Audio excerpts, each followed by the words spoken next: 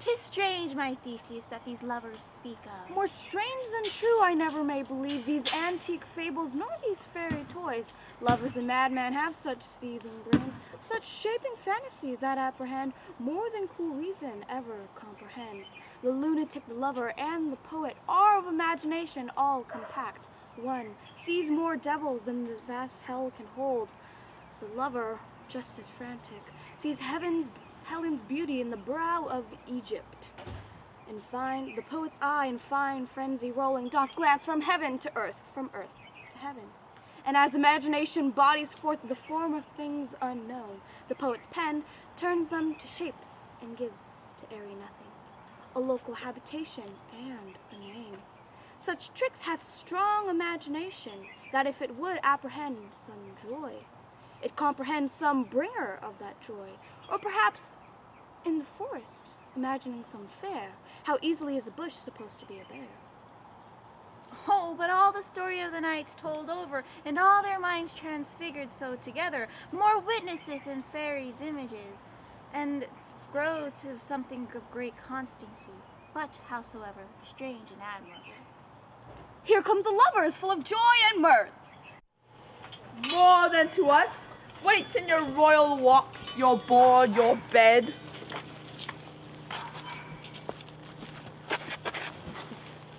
Come now, what masks, what dances shall we have to wear away this long age of 3 hours between our after supper and bedtime?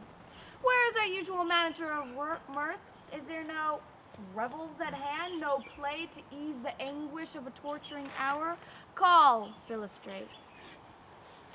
Here, mighty Theseus. Say, what abridgment have you for this evening? What masks, what musics? How shall we beguile the lazy time, if not with some delight? There is a brief how many fruits are ripe, my lord. Pick which one your highness will see first. The battle of the centaurs to be sung by an Athenian eunuch to the harp. We'll have none of that I have told my love in the glory of my kinsman Hercules. The riot of the tipsy bacchanals, tearing the Thracian singer in their rage. That is an old device, and it was played when I from Thisbes last came a conqueror. The thrice 3 muses mourning for the death of learning late deceased in beggary. That is some satire, keen and critical, not sorting with a nuptial ceremony.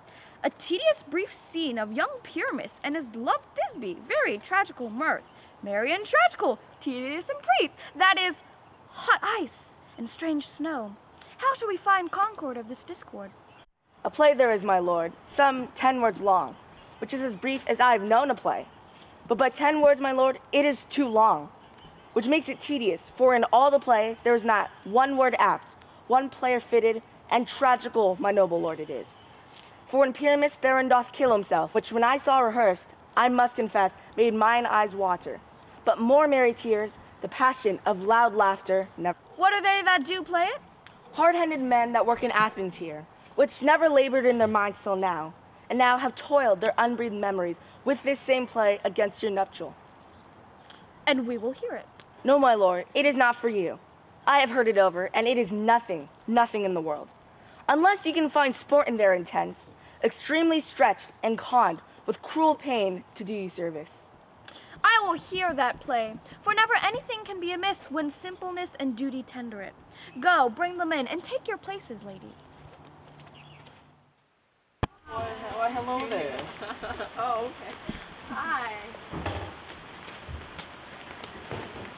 I love not to see wretchedness o'ercharged, and duty in his service perishing. Why, gentle sweet, you shall see no such thing. Oh, but he says that they can do nothing in this kind. The kind of we to give them thanks for nothing. Noble respect takes it in might, not merit. Where I have come from, great clerks have greeted me with premeditated welcomes. Where I have seen them shiver and look pale, make periods in the midst of their sentences, and in conclusion dumbly have broken off, not paying me a welcome. Trust me, my sweet, out of this silence yet I have picked a welcome. And in the modesty of fearful duty I have read as much as the rattling tongue of saucy and audacious eloquence. Love, therefore, in tongue-tied simplicity, speak and least to most to my capacity. You said that wrong. So please, your grace, the prologue is addressed. Bruh. Let him approach. If If we offend, it is with our good will, that you should think we come not to offend, but with good will, to show our simple skill. That is the true beginning of our end. Consider then we come but in despite. We do not come as minding to contest you. Our true intent is all for your delight. We are not here that you should hear repent you. The actors are at hand in their show.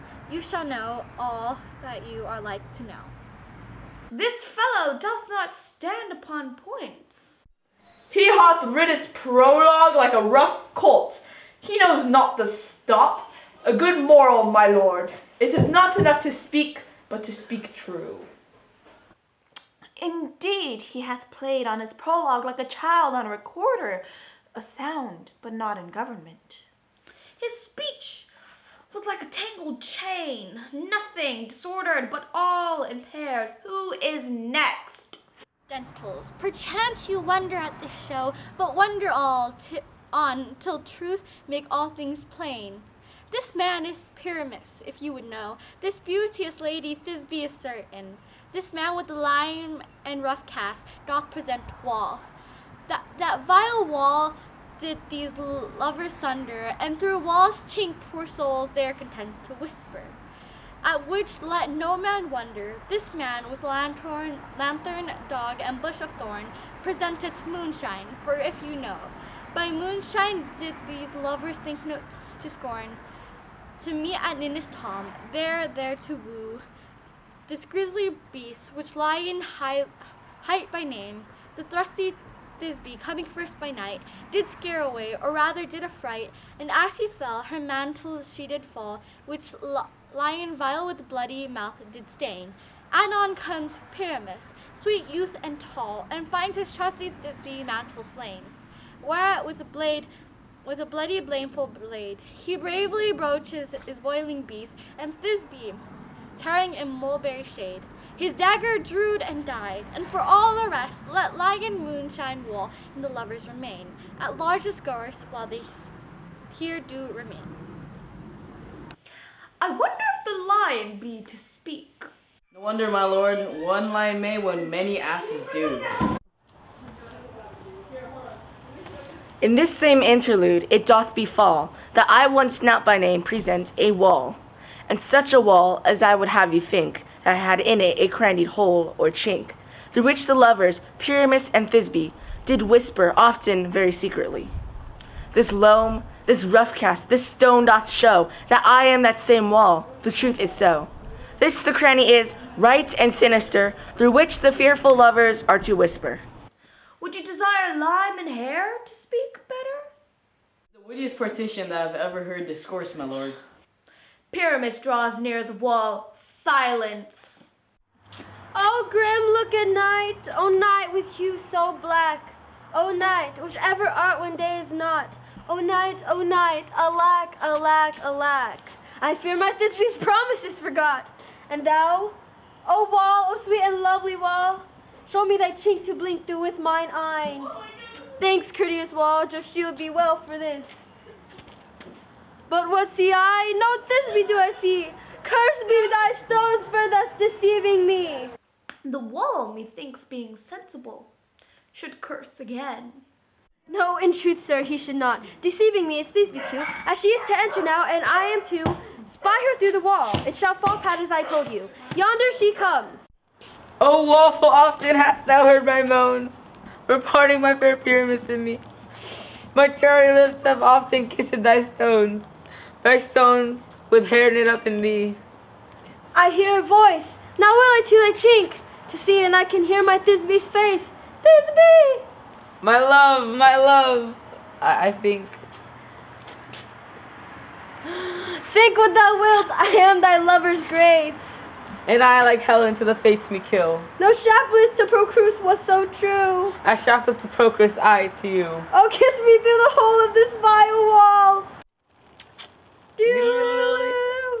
I kiss the wall's hole, not your lips at all. Wilt thou at Nini's tomb meet me straight away? Tide life, tide death, I meet you.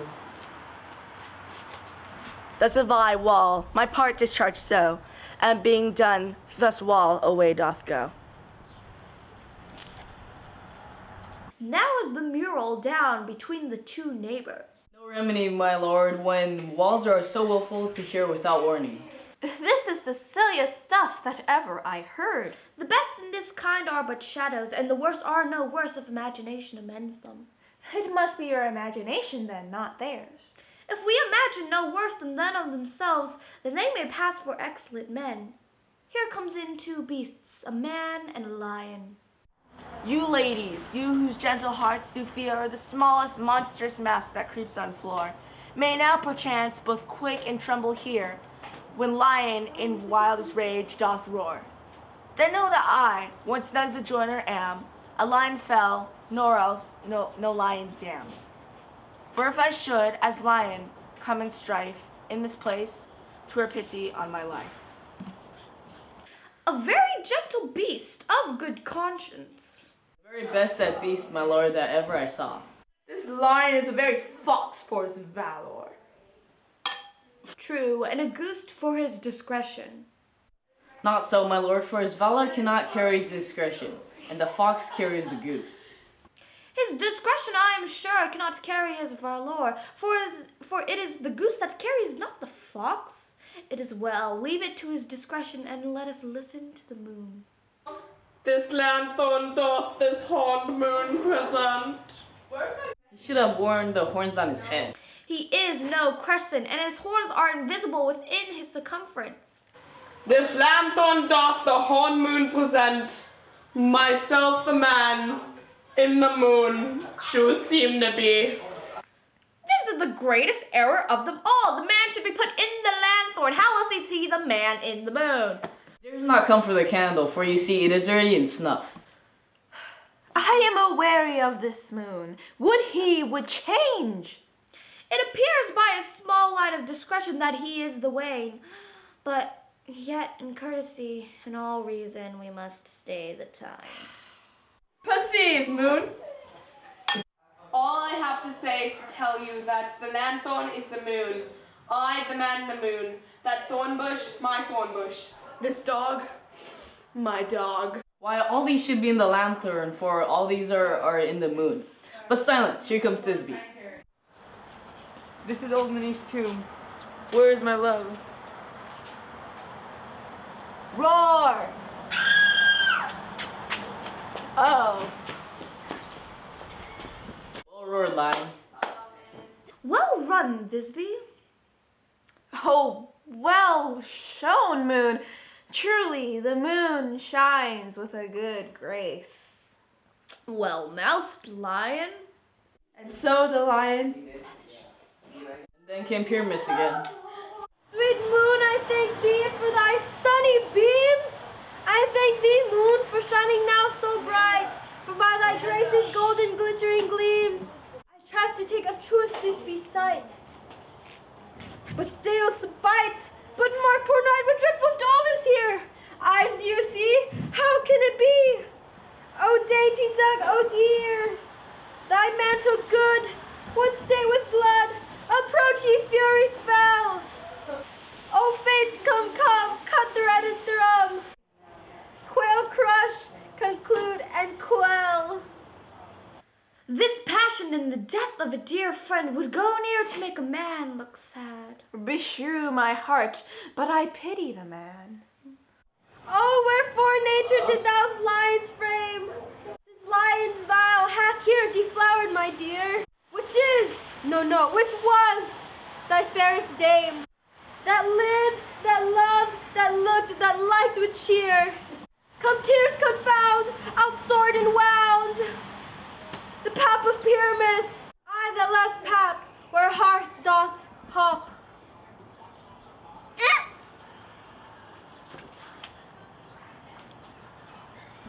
My soul is in the sky, tongue loose by thy light. Moon, take thy flight. Now die, die, die, die. No die, but an ace for him, for he is but one. Less than an ace man, for he is dead, he is nothing. With the help of a surgeon, he might still yet recover and prove to be an ass. Oh, but how chance moonshine is gone before Thisbe comes back and finds her lover. She will find him by starlight. Her passion ends the play. Here she comes. Oh, methinks she should not use such a long one for such a Pyramus. I hope she will be brief. A moat will turn the balance. Which Pyramus, which Thisbe is the better? He for a man, God warrant us. She for a woman, God bless us. She hath spied him already with those sweet eyes. Asleep, my love, what dead I don't. Oh, Pyramus, arise! Speak, speak, quite dumb. A tomb must cover thy sweet eyes. These my lips, my cherry nose, my yellow cowslip cheek are gone, are gone, are gone. Lovers make moan, his eyes were green as leeks. Sisters three, come, come to me, with hand as pale as milk, lay them in gore. Since you have shorn with shears bestirred of silk, tongue not a word, come trusty sword, come blade, my breast embrued. Well, my friends, thus Thisbe ends. Adieu, adieu, adieu. Moonshine and Lion are left to bury the dead. Ay, and wall too. No, assure you, the wall is down that pottered their fathers. Will it please you see an epilogue or a burgomass dance between two of our company? No epilogue, I pray you, for your play needs no excuse. Never excuse for when all your players are merely dead. Marry, if he that writ it played Pyramus and hanged himself in Thisbe's garter, it would have been a fine tragedy. And so it is, truly, and very notably discharged. But come, your burgomask, leave your epilogue alone. The iron tongue of midnight hath told 12. Lovers to bed, 'tis almost fairy time. I fear we shall outsleep the coming morn. As much as we have overwatched this palpable gross play hath well beguiled the heavy gate of night. Sweet friends, to bed. A fortnight holds we this solemnity, in nightly revels and new jollity. Now the hungry lion roars, while the wolf behowls the moon, whilst the heavy ploughman snores. All the weary tasks forego, now the wasted brands do glow, whilst the screech owl, screeching loud, puts the wretch that lies in woe in remembrance of the shroud. Now it is the time of night that the grave is all gaping wide, everyone lets forth their sprite in the churchway paths to glide. And we fairies that do run by the triple Hecate's teen, from the presence of the sun, following darkness like a dream. Now our frolic, not a mouse shall disturb this hallowed house. I am sent with broom before to sweep the dust behind the door.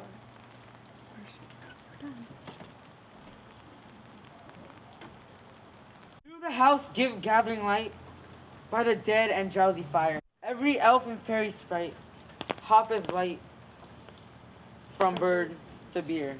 And this ditty after me, sing and dance at cheerfully.